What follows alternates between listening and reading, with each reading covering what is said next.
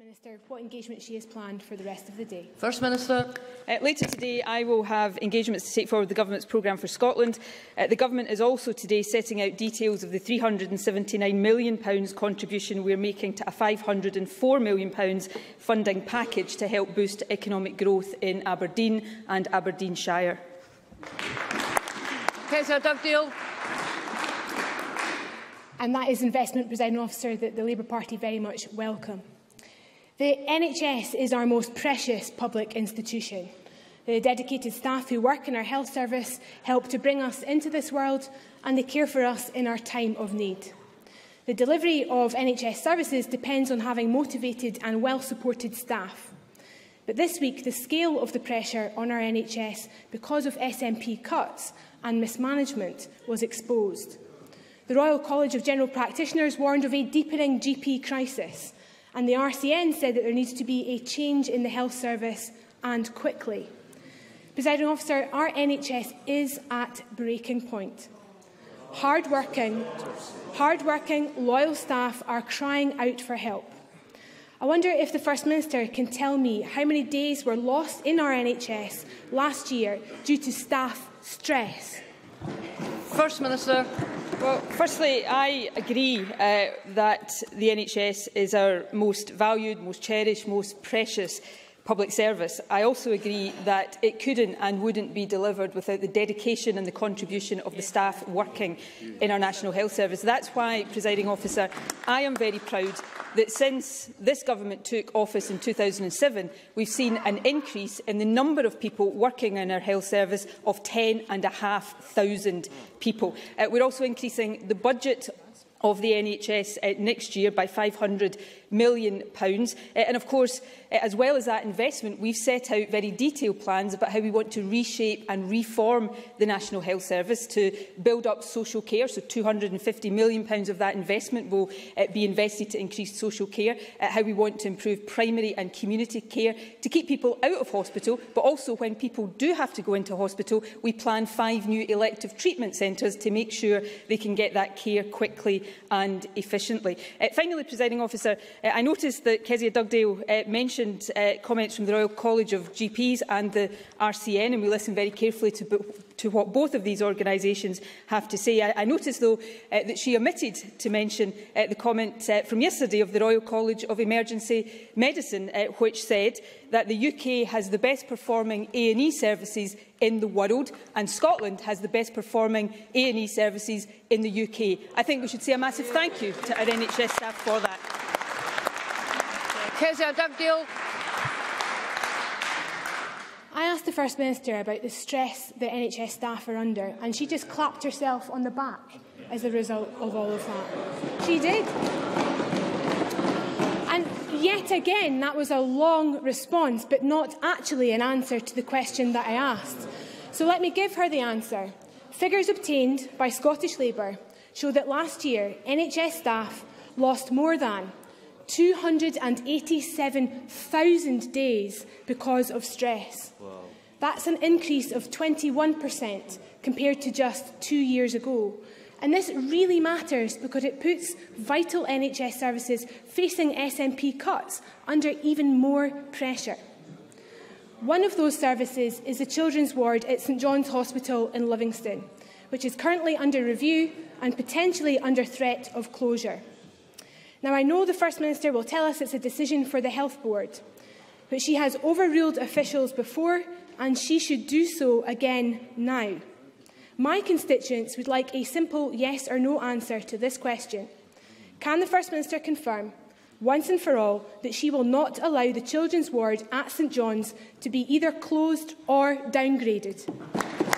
First Minister. Well, firstly, can I say, in response to the point about stress of people working in our NHS, I started my answer to Kezia Dugdale by recognising the contribution of those who work in our NHS. But I also said, and this was a point that Kezia Dugdale clearly chose to ignore, that since this government took office, there has been an increase in the number of people working in our NHS of 10,500. 1,000. So, yet again, Presiding Officer, what we have in this chamber is a divide between the Labour Party, who come here and present what they describe as problems, and an SNP government getting on with the job of delivering the solutions for our NHS and other public services in Scotland. And on the question of St John's Hospital, interestingly, Kezia Dugdale's first question was asking me to listen to the Royal College of GPs, to the Royal College of Nursing, which I said we always do. But her second question was asking me to say now, before an independent review has concluded, that I will ignore any recommendations for the Royal College for Paediatrics, which is the organisation carrying out the independent review that she talks about.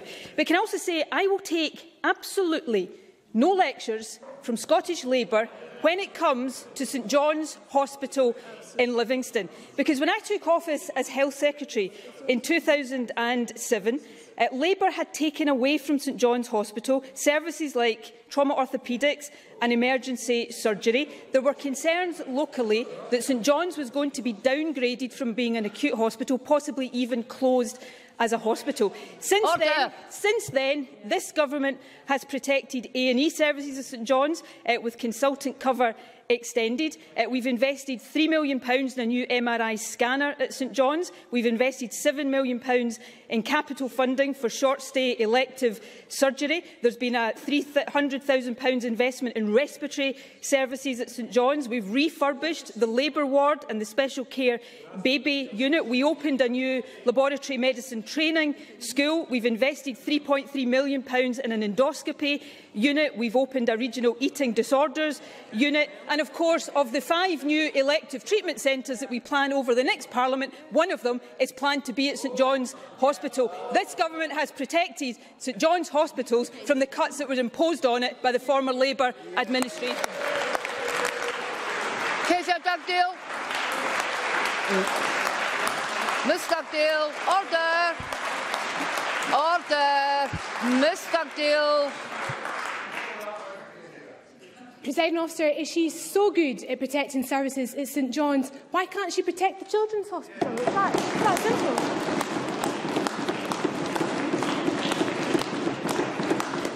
Perhaps, Presiding Officer, the truth is that St John's isn't being reviewed or closed, it's just being reprofiled. Yeah. And actually, people can see that this government is pulling the wool over their eyes. Because it was just this week. Order. That's the reprofiler-in-chief, Presiding Officer, parking from the sidelines. Just this week, we had emails uncovered by my colleague Neil Finlay revealing that the Health Secretary had been pressurising officials to delay a decision into St John's until after the election. And now we know the First Minister won't guarantee that the children's ward will stay open. Kicking unpopular decisions into the long grass is becoming a hallmark of this government, and it's not just in the Lothians. We know that NHS Glasgow and Clyde is preparing for budget cuts of up to £60 million, including the closure of services and cuts to staff numbers. The First Minister has it within her power to stop this happening. She can save the Lightburn Hospital and protect the children's ward at the RAH. She can secure emergency care at the Vale of Leven and protect NHS staff numbers in Glasgow. So can the First Minister give today a 100% guarantee right now that all of these services will be protected in their current form? First Minister. I hate to be the bearer of more bad news, certainly bad news if you happen to be Kezia Dugdale. I was the Health Secretary that saved Lightburn Hospital in Glasgow. That's possibly one of the many facts that has just escaped Kezia Dugdale's preparation for today's First Minister's questions. Can I give her a tip? It is really good when you're asking questions to be able to adapt the questions in response to the detailed factual answers that you get. The truth of the matter, Presiding Officer, is that this is the government that has protected St John's Hospital, protected St John's Hospital from the cuts that were planned to it by the last Labour administration. We will go on taking the decisions that protect St John's Hospital and hospitals right around our country. And finally, Presiding Officer, this time last week, if memory serves me correctly, Kezia Dugdale was asking me to invest more money in local authorities. Today she's asking us to put more money into the National Health Service. She's yet to tell us where any of this extra money is coming from. So I will issue an open invitation to her today. Here's the draft budget. It is a draft budget. I'm happy to pass it over, and if Kezia Dugdale wants to send it back to me, marking where Labour wants to cut things in this budget to pay for the extra money that they keep talking about, I'll be happy to listen. The fact of the matter is, Presiding Officer, we don't get any ideas from Kezia Dugdale or Labour. We just get whinging from the sidelines. The focus group that was published this week that Labour tried to suppress said voters recall Labour trotting out. Order. It's okay, Presiding Officer. I wasn't going to quote this. For Scottish voters, Labour is indistinguishable from the Tories, just less competent. I wasn't going to quote that. What I was going to quote was this one. Voters recall Labour trotting out a long list of policies with no conviction that they could deliver them. Nothing, absolutely nothing is changed. That shower's not fit for opposition, let alone government. Kezia Dugdale. Miss Dugdale. She read one quote there from a focus group, Presiding Officer. The only person acting like a Tory in this chamber this week is John Swinney, who's enforcing austerity on all the councils across Scotland. Order. Order. Miss Dugdale. Order. And again, Presiding Officer. And again, Presiding Officer, in a very specific question about services in our hospitals across the country, there was no direct commitment to save these services, and that will be noted by everyone. Because the First Minister had a chance to provide much-needed relief to thousands of staff and families across the country. She could have guaranteed that the proposed cuts to NHS services would not take place, but she didn't do that today. So let that message go out to people across the Lothians, to patients in Glasgow and in Paisley, to families in Dumbartonshire and to people the length and breadth of this country. Isn't it the case that whilst the SNP say they will protect our NHS, the reality is they are threatening our local services with the axe? First Minister. Look, yet again we have from Labour whinging about what the SNP, in their view, is doing wrong, with no concrete proposals for what we need to do differently. Now, I am going to be asking Parliament, John Swinney is going to be asking Parliament in a few weeks' time to vote for a budget that delivers extra funding of £500 million to the NHS next year. For the first time, the budget for the health portfolio is going to reach £13 billion. I think when we took office, it was £9 billion. There are 10,500 more people working today in our NHS. We've protected local services that Labour were planning to close. Does anybody remember Monklands and Ayr accident and emergency units that were facing the axe under Labour that are still open treating patients today because this SNP government saved them? So I am more than happy, Presiding Officer, to put the health record of this government to the people of Scotland in a couple of months' time and ask them to judge it against the woeful record and the woeful present record of this Labour opposition. Question number 2. Ruth Davidson. Thank you, Presiding Officer. To ask the First Minister when she will next meet the Secretary of State for Scotland. First Minister. No plans at present. Ruth Davidson. Thank you, Presiding Officer. The long-anticipated Aberdeen City Region deal will be signed today, paving the way for a £250 million investment package in the Aberdeenshire economy. It is good to see the North East getting the help that it needs to support jobs. So I welcome today's deal, and I hope it holds out for a brighter future for both the City and the Shire. On top of this, the Scottish Government has announced extra infrastructure funding, including £200 million to increase capacity on key rail links between Aberdeen and the Central Belt. That work has been on the books since 2007, the entire lifetime of the Scottish Government. So can I ask the First Minister to confirm that this money is new, when it's being released and when the work will be carried out? First Minister. Well, all of the money we have announced today will be available to Aberdeen and Aberdeenshire to benefit those areas over the same timescale as the City deal. And just to recap, there's been a funding package of £504 million provided for Aberdeen and Aberdeenshire today. £125 million of that is coming from the UK Government, and we're very grateful for that. £379 million is coming from the Scottish Government. Now, there's many transport projects that we want to do, but in order to do them, we have to prioritise them and find the money. What we are doing today is committing the money for the improvements that will speed up rail links between the Central Belt and Aberdeen, and I would hope that Ruth Davidson would warmly, without any equivocation, welcome that. In addition to that, we're announcing money for trunk road funding, including the Lawrence Kirk Junction, which is something that has been required for a long time. We're also giving certainty to Aberdeen, which other councils don't have, about their housing investment over the next 5 years. We're announcing money for housing infrastructure and additional money to help with digital connections in Aberdeen and Aberdeenshire. That's a good package. I'll be in Aberdeen on Monday making further announcements about how the Scottish Government will focus on helping the oil and gas sector in particular. Ruth Davidson. I'd like to thank the First Minister for that reply. Our party is and always has been for healthy competition, so I'm delighted to see the Scottish Government trying to outdo the UK Government today. I think it's important that our two governments actually work together, and this is exactly the kind of partnership that I believe most people in Scotland want to see. However, I can't let this moment pass without raising one key point. If the First Minister had her way, we would right now be 8 weeks away from separation. And I'd like to ask her in all honesty what situation she thinks is better for Scotland today.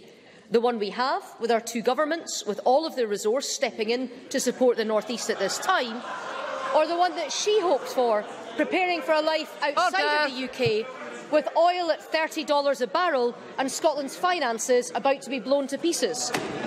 Well, there's no difficulty in answering that question. I think this government, this parliament, this country, having all the powers we need to grow our economy, is by far the better position for us to be in. But you know,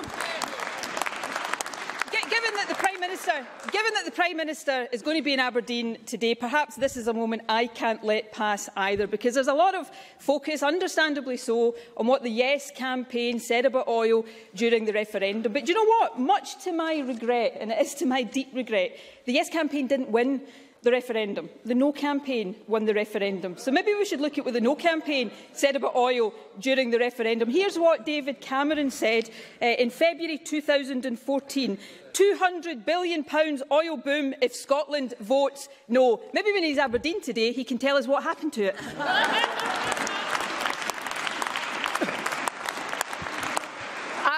Order. Order. Order. Right, I have two constituency supplementaries. Firstly, Kevin Stewart. Thank you, Presiding Officer. Without knowing the welcome additional funding from the Scottish Government, the Press and Journal today described the £250 million Aberdeen City deal as slightly underwhelming. It amounts to only about one-third of the investment that has gone into the AWPR. Does the First Minister share my view that Aberdeen deserves more from the UK Government than the £125 million they have allocated, particularly considering that the Treasury has benefited from over £300,000 million of North Sea oil revenues that have flowed from Aberdeen to London? First Minister. I think Kevin Stewart makes a very, very good point indeed. But nevertheless, today I think is a good day for the North East of Scotland. As I've already said, I welcome the City Deal agreement, which is seeing both the Scottish and UK Government commit £125 million to support infrastructure and innovation in the North East. However, I do know that the investment Aberdeen and Aberdeenshire asked for was more significant than that. That is why we have taken the decision, as the Scottish Government, to today confirm £254 million of additional support for key infrastructure in the North East. And of course, as I've already said, that brings brings the total amount of Scottish Government support announced for the North East today to £379 million. The Cabinet Secretary for Infrastructure did invite the UK Government to match that additional commitment, and we will continue to discuss with them increasing their contribution. Lastly, Presiding Officer, as members will be aware, the Cabinet discussed the challenges facing the North East earlier this week, and I will make further commitments to support the industry when I visit Aberdeen on Monday. Duncan McNeill. The First Minister will be aware of the announcement made yesterday by Texas Instruments that intends to cease production at its Greenock plant and relocate to America, Japan and Germany, potentially with the loss of 365 jobs.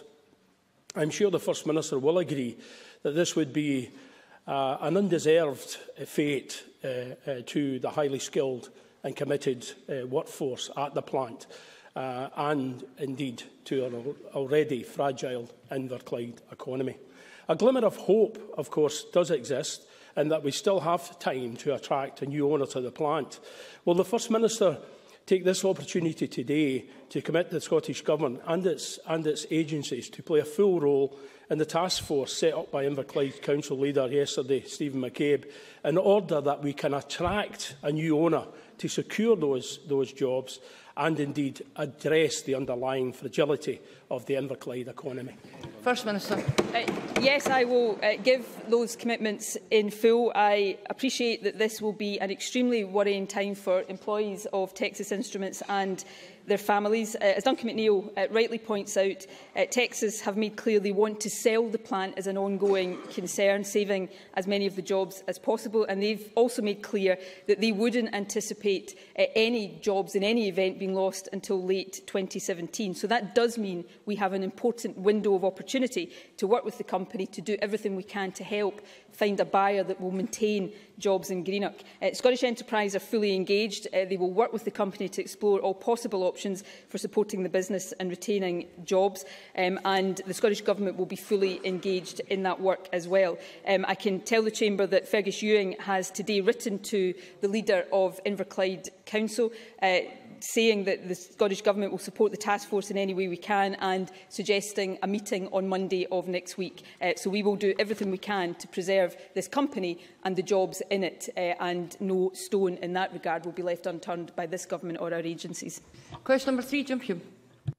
I ask the First Minister what the Scottish Government's response is to the Committee on Climate Change's concerns that its spending on climate change is set to be reduced in 2016-17. First Minister. Well, we continue to spend significant sums on climate change mitigation, with budgets totalling more than £900 million over 2 years, supporting progress towards our world-leading targets.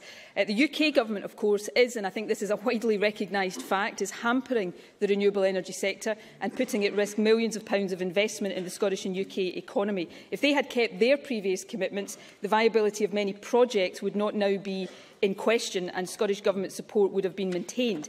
In addition, of course, the UK Government's decision to cut the Green Deal Home Improvement Fund has directly led to a £15 million cut in consequential support for energy efficiency. The Scottish Government will continue to argue against the UK changes to energy policy, as we've done consistently, and of course across other areas we've seen an overall increase in our budgets of £13.3 million. Jim Hume. Thank you. Well, the question was actually about the Scottish budget. Everyone who has looked at her budget can see climate change funding has been hammered. £50 million less in 2016. It's not the first time the green energy budget has been the victim. In 2013, it was released for other projects. In 2015, funds were reallocated to other priorities. And in 2014, it wasn't cut. It was re-profiled. So when the First Minister got off the plane from Paris and said the rest of the world should be like her, did she want them to hammer their climate change budgets too? First Minister. If Jim Hume had been listening, he would have heard that my answer was actually about the Scottish Government budget. If you exclude the changes to the Scottish Government budget that have been necessitated by the changes to UK energy policy. We can't spend money on things that UK energy policy don't allow us to spend the money on. If you exclude those changes, then what you see is Scottish Government budgets in this area have increased by £13.3 million. That is the reality. Now, I would hope that Jim Hume, notwithstanding his party's previous coalition with the Conservative Party, would join the Scottish Government in arguing that the UK Government's changes to energy policy are wrong-headed. They're harming our ability to meet climate change targets and to discharge our obligations to the environment, but they're also harming not just the Scottish economy, but the UK economy as well. So I look forward to having Jim Hume's support in future in that regard. Brief supplementary. Patrick Harvey. Thank you. The First Minister once again describes Scotland's targets as world-leading. But the world is leading from a 2-degree threshold to a 1.5-degree threshold in the Paris Agreement. The world is leading toward greater ambition, and the Scottish budget seems to be leading in the other direction. Why on earth can we take that seriously? First Minister. And as I pointed out, that is not the case. If we take out the impacts of UK government policy, we're actually increasing our commitment to the environment and to meeting climate change targets. And, I am absolutely convinced that we have a responsibility to do that. And, interestingly, when I was in Paris, it wasn't just me that was talking about not just Scotland's targets, but Scotland's performance as world-leading. It was other countries that were describing Scotland's targets and performance in that regard. I recognise we've got a responsibility over the lifetime of the next Parliament to intensify and to accelerate our work if we are to play our part in taking the world to a more ambitious place on climate change. And I am determined, as are my fellow ministers, that we do exactly that. Question 4, Kenneth Gibson. Thank you, Presiding Officer. To ask the First Minister whether the Scottish Government will provide an update on discussions on the fiscal framework. First Minister. Deputy First Minister met the Treasury again to discuss the fiscal framework last week. Discussions between our respective officials have been ongoing all of this week, and the Deputy First Minister will meet the Chief Secretary to the Treasury again next week to try to get a fair deal for Scotland on the fiscal framework. Let me say again, Presiding Officer, I want a deal on the fiscal framework. I want Scotland to get the additional powers that were promised to Scotland, but I will not, as First Minister, sign up to an agreement that is unfair to the people of Scotland. Kenneth Gibson. I thank the First Minister for that answer. Does she agree that it is of crucial importance to get the balance right in these negotiations to ensure that the Smith principle of no detriment to either Scotland or the rest of the UK is embedded in the fiscal framework? And does she share my astonishment that Tory MSPs have been urging her to sign a deal regardless of whether or not it is good for Scotland, showing once again that the Tories always put London's interests first rather than the interests of the people of Scotland? First Minister. I agree with that. Let me make very clear the Scottish Government is working in good faith to try to deliver a deal that is fair to Scotland and indeed fair to the UK on issues like the block grant adjustment, set-up costs, capital borrowing, dispute resolution. All of these issues are important. But we won't sign up to a deal that systematically cuts Scotland's budget regardless of anything this government or future Scottish governments were to do. I think the big question now is whether the Tory government in London is also going to act in good faith to try to get that deal. I'm not sure I am astonished that Tory MPs are asking us to sign up to a deal that won't be good for Scotland. I have to say, though, I am pretty aghast that Labour appears to be asking us to do that. This is a negotiation between the Scottish Government and the Tory Treasury, and it is astounding how quickly Scottish Labour defaults to take the side of the Tory Treasury. It seems the Better Together alliance is alive and well. Question number 5, Cara Hilton. What action the Scottish Government is taking to ensure that every foster carer receives a minimum allowance? First Minister. We are planning a national review group with representatives from COSLA, Social Work Scotland and Fostering Network. The group will agree a methodology for calculating allowances based on the needs of children living in foster and kinship care, what the minimum rates of allowance will be and a suitable timetable for their introduction. The group's work will begin early this year and will conclude as soon as possible. Implementation of a new system will of course take account of any new welfare powers accruing to the Scottish Parliament. Of course, as a preliminary step towards a fair and transparent system of allowances for both kinship carers and foster carers, we're providing £10.1 million of funding per year now to councils to ensure kinship care allowances are set at the same level as foster care allowances, and that will improve the lives of around 5,200 children.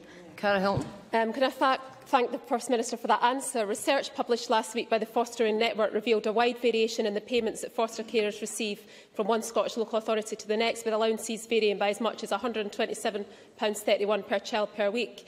88% of Scottish local authorities pay less than £159 a week, which is the national minimum allowance foster carers in Wales receive. And last year, more than half of local authorities in Scotland froze fostering allowances, meaning in real terms cut. So it's 9 years now since the Scottish Government first proposed to develop a national minimum allowance. I can hear the promises today, but I think 9 years on, I do think foster carers remain shortchanged compared to the rest of the UK, and 5,000 children a year continue to be looked after without the security of a national minimum allowance. So foster carers need more than promises. Will the First Minister act now to end the postcode lottery and deliver a fair deal for Scotland's foster carers? First Minister. It might interest Cara Hilton to know that one of the local authorities that pays under £100 a week is Fife, which is a Labour minority council. But actually, the key issue is more important here. Scottish Government guidance already recommends that councils use the fostering network's annually reviewed recommended minimum allowances. And I think the fostering network, and indeed Cara Hilton, is right to raise this issue, because we do need to see a national level of caring allowances so that foster carers, kinship carers are treated fairly in every part of Scotland. That's why the work I've described is so important, and I hope it has the full support of Cara Hilton and indeed the rest of the Chamber. Question 6, Liz Smith. To ask the First Minister what role the Scottish Government considers that cadet forces play in society. First Minister. There's a long tradition in Scotland where the Army cadets make a contribution to youth work. This work provides structure and support, as well as interesting and challenging activities for the young people who choose to become involved. The cadet forces in Scotland, along with other youth uniformed organisations, contribute to the implementation of the National Youth Work Strategy. So we note and welcome the contribution that Army cadet forces located in communities across Scotland makes to improving the skills and abilities of our young people. Liz Smith. Given the First Minister's very positive reply, will she confirm that the completely unacceptable description of the UK cadet recruitment process as cannon fodder, which so angered all our cadet forces, is not the official view of the Scottish Government? And has she asked the spokesman who made these comments to apologise? First Minister. Well, as Liz Smith knows, I immediately said that that was not appropriate language to use about our cadet forces, and I've made that clear to anybody and everybody who is willing to listen, and I do so again. As I said in my answer, we appreciate the contribution that cadet forces make, and of course all of us across this chamber appreciate very deeply the contribution that all of our armed forces make to Scotland and to keeping all of us safe. You didn't frankly have the balls to put country before party.